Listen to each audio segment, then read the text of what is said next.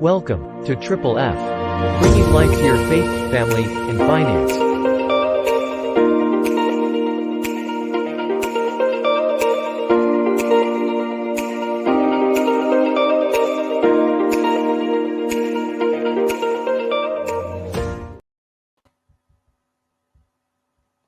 Well, welcome everyone to our Triple F show segment, Family, How to Raise a Kingdom Family. And we are truly excited to have our special guest speaker here today. But before we chime on, we just want to welcome you all from wherever you're chiming in from. If you have any questions, you definitely can share them through our Facebook page if you're watching from there, and then also via our YouTube channel. But we're going to jump into it and talk about our mission statement here.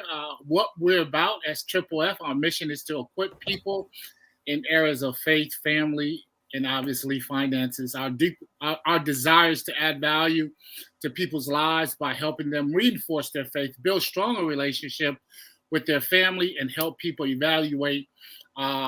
elevate their finances to a greater capacity. So we are excited. We got a special guest speaker here today. Is none other than my younger sister, Miss Emeline Katoa, chiming in from California, Hawthorne, California. And this should be interesting dialogue to have. I've never actually had any of my family member on the show, so this is the first one, and I'm so honored and blessed to have my little sister with me to share. So why don't you introduce yourself for those of our audience who may not know you, Ms. Katoa, a little bit of your background and what do you currently do right now and where you reside. Absolutely. Well, thank you. And this is definitely going to be interesting. Just being here with you. I'm so incredibly honored to be here and so proud of what Triple F is doing with you and the squad. But just to share a little bit with everyone else, I'm here in Hawthorne, California, like Danny said. Grew up in Inglewood, California. And my background is corporate America. I used to work for a law firm. Prior to that, I was a college student. And that was my first job, and I was afraid to have that job, and it turned out being a great prerequisite because then I joined a company called Legal Shield, and so that's where I am today. And then I also been involved in different ministries, and just so many amazing things. I helped to care for my 82-year-old mom who still thinks she's 43, and she is a joy to be around every day, every morning. So turn it back to you. Awesome. Well, it's an honor and privilege, sis, to have you here. I think, people have always heard from my perspective of how we were raised in so many ways. I even had my own family on the show to share in this segment. So that was challenging period, but now it's great to have another perspective, member of the family, share from your perspective. So I'm even intrigued to listen and see from your perspective of your experiences through growing up. So let's jump into it, Yes. Sherry. So the first question is to explain, what family was like for you growing up, like without order, or that's kind of like the format of what we're saying, but what was it like for you?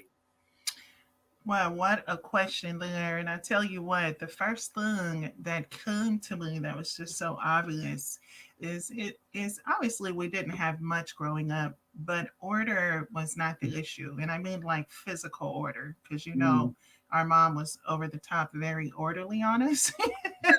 So we didn't lack order. Our father worked all the time, but when he came home, we were in order. We were fed. We we did our homework for what she thought we did, because our mom didn't speak English, so she couldn't help us with our homework. So she raised us with the iron rod. It was just so strict. It was so strict. It was like too much order, and you're like, oh, I wish I had a little bit of disorder here. So I think that, of course, I appreciate it today looking back, Danny. I'm sure you do too. But I think one of the things looking back that I appreciated about her having the order is that we turned out, good generally. But I also know that deep down inside, I had a little bit of resistance. I was a little bit rebellious towards certain social norms and things they wanted to teach me. So I guess we'll cover that a little bit later. But I know for a fact that I appreciated that order of what my mom was able to do as a stay at home mom while dad went to work. So those are things that I remembered her just doing that. And I didn't enjoy a lot of it. I appreciate it today. But Yeah. growing up, it was just like, oh my gosh, I gotta be in place. I gotta get this right. I gotta do this. So that's my version of order. And it was very helpful. And of course, we'll talk a little bit more about what Jesus did over the process, but to help us all Yeah. out. No, that's great. That's great because yeah, now that we're both adults, we're able to reflect and replay, and how grateful we are for those orders that she would force us to do. Right, like without those things, I know that many of our friends, families, falls into the trapping of our environment, and without mom putting that down, I don't think we would have fall right into the trapping as well, Mhm. of what our environment or what our environment presented to us in that way. So that's awesome. There's so much takeaways to be able to share from that, but we'll keep moving forward here Yes. to the next question. So, why is it important? Why is family important to you? Man, what a good question. And I think for even listeners listening in, we all have our own versions, right? But I know for a fact for myself, now that we're adults, I know for a fact that family is important to me because it creates foundation, Mm, right? For myself. And even if you're not married with kids and you're a single woman like myself, you are a family within yourself. Like I learned that recently through Ecclesia. Like mm, you are a family. You cannot say you're single and you're not a fan. You are a family within yourself. So that was foundation. I that's what family means to me. The other one was the ability to relate to other people.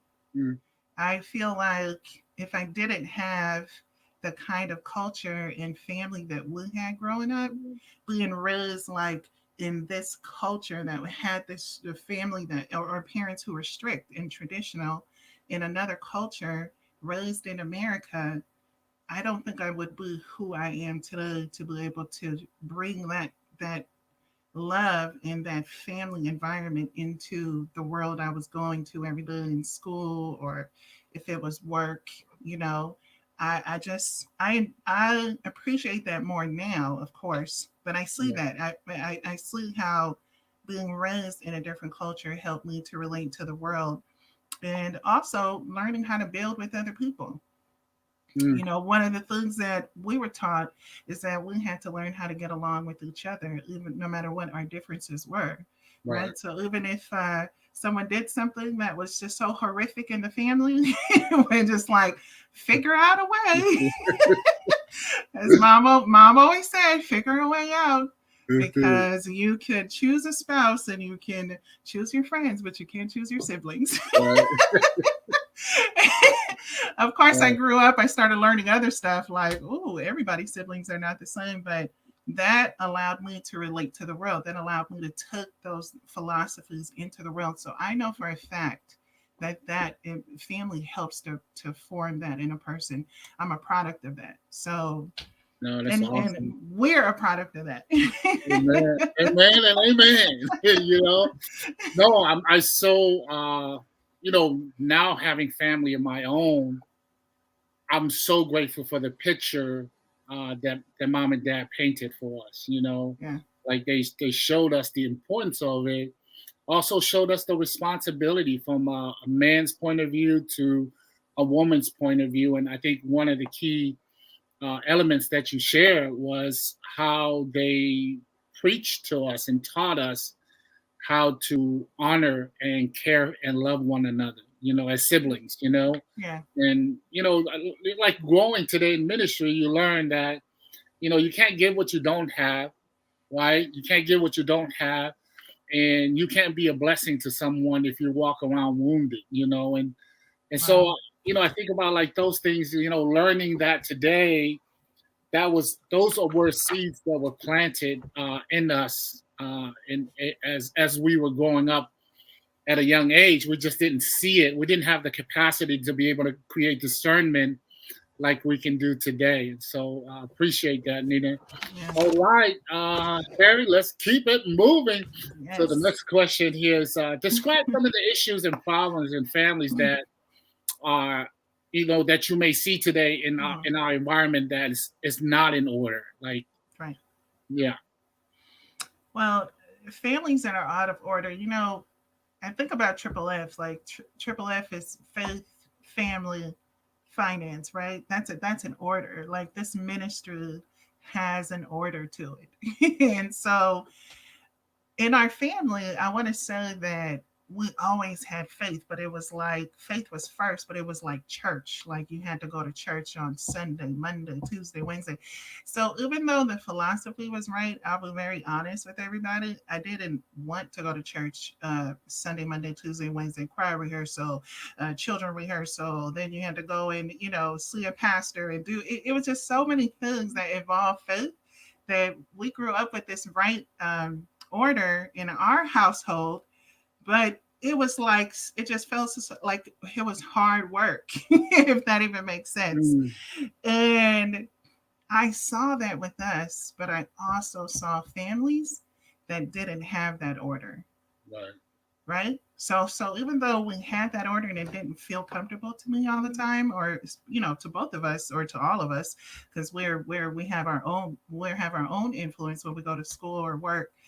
But I saw families who didn't, who I've seen families who put finances first, Yeah. right? And maybe it was something they had to do. I've even seen people put their children first, right? Like the worship of our kids Mhm. and things of that nature. And man, I will tell you the truth, just by witnessing, like even going back in my memory to families that I saw parents do that for, or to, the kind of suffering that the family is still going through today. Because I saw these are our own family. All Mhm. right, I don't know if they're here watching me, but and I love them They very. will be. They will be watching after this. They're gonna be Forgive on me. YouTube. And I see them still suffering so much to do because the order wasn't right. And it Mm, didn't mean it didn't mean they weren't good people. right. But as much as I dislike what the amount of pressure that came from our parents, I understand tonight because I look back and those same kids who got so many breaks from their parents are still suffering under that kind of lack of order, even today as adults, right? Yeah. And I'm not saying that to judge because I love, we're just fortunate, but I love everybody no matter where they come from. But that's what I understand today in terms of order. It's things I've witnessed, and there's a really great quote that I've heard shared over and over again that goes, "It's wise to learn from your own mistakes, but it's even wiser to learn from others' mistakes." No, So, definitely. so no one's life is in vain, even if you get to see it. It's not a place for me to judge, but just for me to learn from that person. Of course, I'm learning that later on in my life, but yeah, that's what it means to me.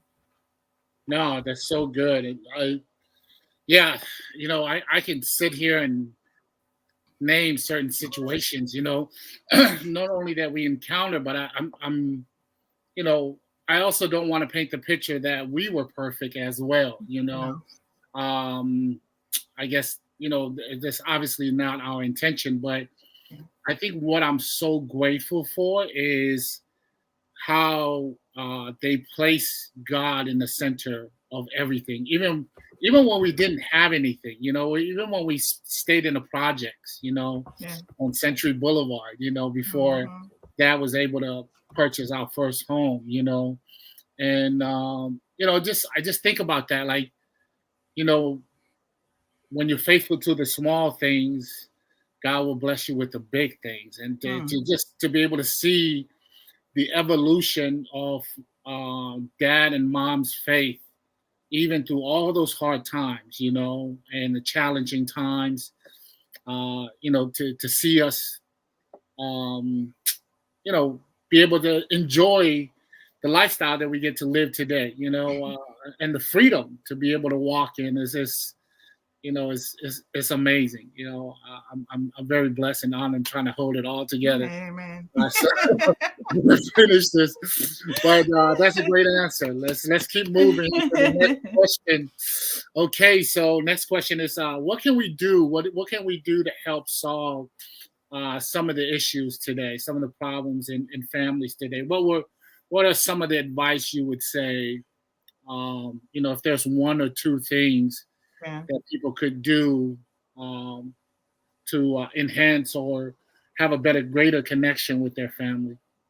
Wow. Well, I tell you what, I actually cried when I read this question, and I feel like I'm going to cry right now, and I'm going to try to hold it together because I know for a fact, excuse me, everybody.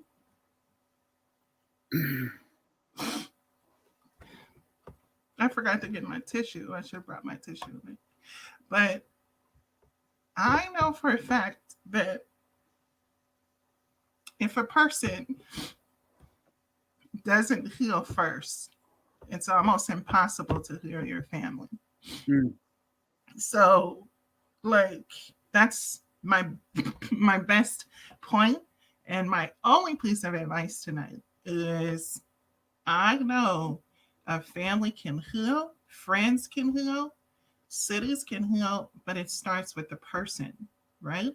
So when you're healing, then it starts to permeate to your partner if you're married, or if you're around your family, or whoever it is that you stay with in your home. And then from your home, when you go to work, things start to change at work. And when I say heal, I don't mean like, oh, everything is just better. Healing is when you start to say you're sorry immediately after you made the mistake. And maybe to the same person that you've probably offended twice. You got to learn to go back, because pride can keep us from apologizing, But I just know that's why I'm in tears, because I know healing is the first step. And that's my only advice that I have, because that's as far as I can go right now, because that's my personal experience at the moment, is healing myself. So, no, that's good. Sorry about that. That's okay. We'll charge you later for it. No, that's so true. Because I think like a lot of people try to, they try to fix people, right? Like, what's wrong with that person? Let me go over there and tell them what's wrong so that they can fix themselves, And, I think like I can only speak from a Tongan perspective, because that was my experience. We go there and it's like we tell them off, It's like, get yourself together, And it's not from a place. Well, I think the intention is from a place of love, but the impact, it is not from a place of love, right? And I think it just leaves the person more wounded than than prior to the situation. But I so agree with you today, understanding that the mind cannot transform until the heart is healed. And, no matter, I was speaking on a podcast the other day, and the gentleman asked me a question like, hey, is there any last thing you want to share? Any last wisdom you wanted to share with our audience before you close out? And I was just like, real quick, I said, Lord, what do you want me to share? And it was that I said, well, one of the things I've learned is that if we don't focus on healing our heart first, it doesn't matter what we try to do, it's never going to work, because a hurt person, we have already heard it so many times, that hurt people, right? Like, so we will cut and bleed over people that didn't hurt us in the process, right? And so that's what hurt people do when they're not healed. But it's like the illustration that I use is like taking a fertile seed and placing it on a concrete and hoping that it grows. It's just not going to grow, right? But if you take that same seed and put it on a healing heart, it's like putting it in a fertile ground. You know that not only it will grow, but it will multiply in that way. So I so agree with you, 110%. Wow. Emeline, great answer, and appreciate you sharing your heart You with the set rest of the Triple F you family. set me up. Oh, it's a good setup. It's a good setup. Okay, so our next question is, okay, so can you share some practical ways? What are some practical ways that you have done or you've seen our family do to strengthen family relationship uh, of someone that's listening out there today? Yes, yes, sir. The first thing I that came to mind or came to me that I believe is one of the best practices for any family, but really for a person, is to number one find words that breathe life, that speak life into others, right?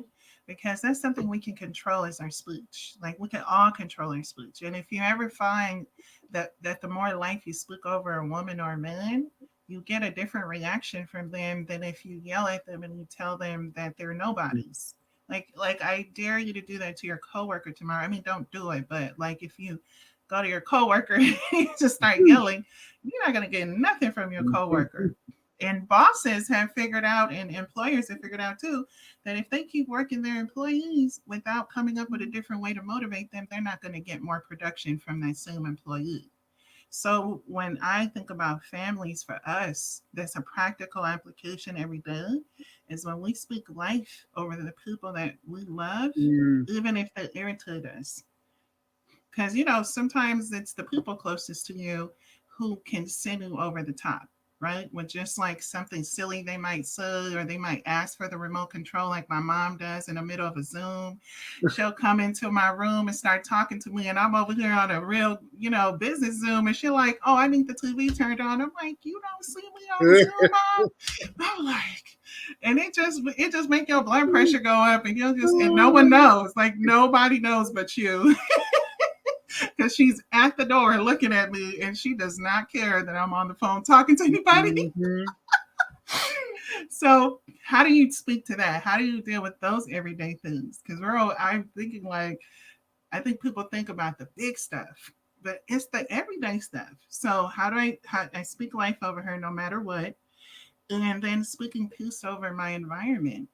Okay. When my environment is my home, and my environment is also where I work. My environment is here in my city, and to pray, right? So those are practical applications. Speak life, speak peace over your environment, speak life over the people, peace over your environment, and stop reacting to negative things. mm, And I was notorious for reacting to things that stimulate me negatively because I felt like I had to solve the problem. I would look like a hero if I went to the rescue, even though I had nothing to rescue the situation, but I'm still feeling like I got to control.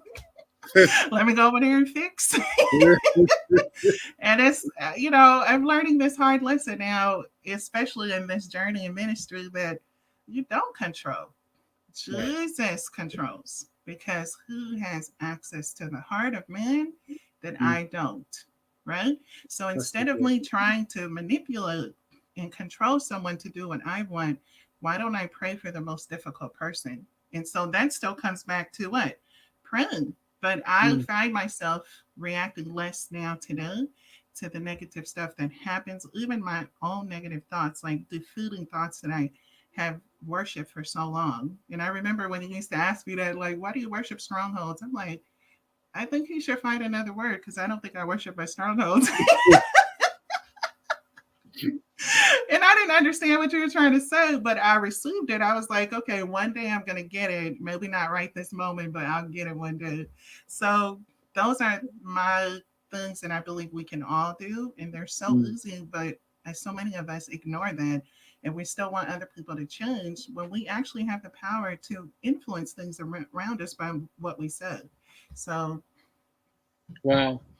I forgot the verse, but the scripture says the power of life and death lies in the tongue, right? Like we either speak life or we speak death. And I think consciously and unconsciously, we as people, we all want to do better for one another, but not having the tools and the mechanisms to be able to apply practical applications.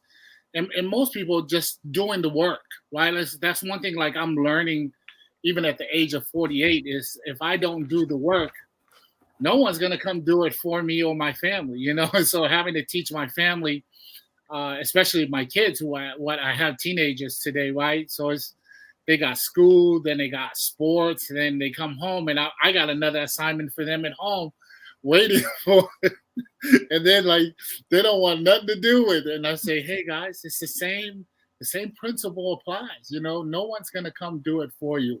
No one's gonna come do it for us. And if it's to be, it's up to me. It's up to us to make this happen. And definitely sharing that from a father's heart really permeates the information across versus how we learn was scream, shout, angry, and control, and then we realize that control is just fake power. and wow, I never thought about that. Control is fake power. Yeah, that's so cool. That's so awesome. Great job, Nina. I think that's it. That's part of our presentation. Any last word that you want to share with our Triple F family that's listening in today? Absolutely. And thank you for everybody tuning in, wherever you are on YouTube and Facebook. And please share this with others. But there's no advice I really have. I just remember this word that we say often is reset the button. Every day when you get up in the morning, you have an opportunity to reset your button and go again, which means we have to abandon whatever sin was yesterday, whatever disappointment was yesterday, forgive yourself, then reset the button and know that God has given you another chance to do it again. So that's it. Wow. Reset. Yes. No, it's funny because, this it's not what we know, right? It's what we know that we apply application to that shows us fruit, right? And there's a lot of people that knows a lot of stuff, but because they don't apply discipline or action to what they know, they walk around with a lot of information on them, So appreciate that. Thank you so much for your time and your wisdom. You did amazing. Dad would be really proud of you. So is Mom. I'm very proud of you. That was a great show. Thank you, bro. I love you and appreciate you. Thank you for having me. No, thank you. And thanks for making the time to fit us into your busy schedule. So we appreciate you. And so share with people how they can get a hold of you if they need any support or anything like that. Are you on Instagram or social media? Yes. I'm on Instagram, guys. I'm on Instagram. My Instagram is always popping, by the way. I mean, I like Facebook too, but Instagram is my thing. So you guys go there. I have a women's movement there called Ladies of Justice and Table Talk Tuesday. And I'm always posting on there. And that's Katoa 5, Katoa 5. And then you can find me here on Facebook. Just type in my name first and last, and you'll find me. But follow and let's connect and let's encourage each other on our walk daily. Awesome. Thank you so much, Emeline Katoa. Have a great night. And Triple F family, look, we got giveaways. We got some free good stuff to help you raise your family. Also, if you want to increase and elevate your finances or grow in your faith, we put together a free ebook for you, right? It's free. Like this, all the shows that we've done, we take away some of the meats and potato of the shares and put it together. Instead of charging people, we're giving it to you free out of our heart. We want to make a difference while making a living. And so make sure you subscribe to DannyKatoa.com. Just send us your email address and we'll send you, you can download the ebook from there. Also, you can subscribe to our social media page as well on Instagram and Facebook. And we are excited, and that is it. Oh, next week, the following week, next week, we will not have a show because it's Thanksgiving. But the first week of December on our faith show, we will have Michael Humes, all the way from Maryland, D.C., a mailman that went from mailman to being a multi-millionaire today, not only being a multi-millionaire, but help many people become millionaires as well. He will be on our show in the first week of December. So take care, take charge, and God bless, and have a blessed Thanksgiving weekend. Aloha.